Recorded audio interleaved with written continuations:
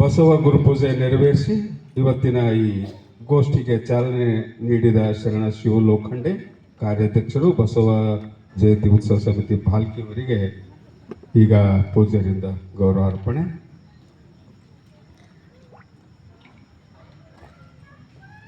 ವಚನ ಪ್ರಾರ್ಥನೆ ನಡೆಸಿಕೊಟ್ಟ ಶರಣೆ ಸುರೇಖಾ ಸಿರ್ಸೆ ಭಾಲ್ಕಿ ತಾಯಿಯವರಿಗೆ ಗೌರವಾರ್ಪಣೆ.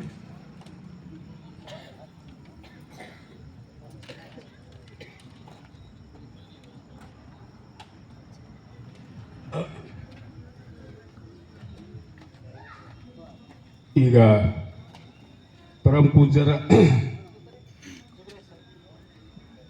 ಮಹಾಲಿಂಗ ಮಹಾಸ್ವಾಮಿಗಳವರ ಒಂದು ಆಶೀರ್ವಚನಕ್ಕಿಂತ ಮುಂಚೆ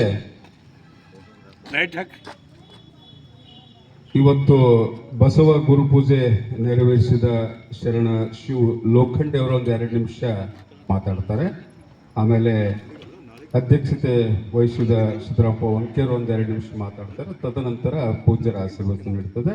ಈಗ ಶರಣ ಶಿವ ಲೋಖಂಡೆ ಅವರು ಬಸವ ಗುರುಪೂಜೆ ಅವರಿಗೆ ಒಂದು 2 ಮಾತು.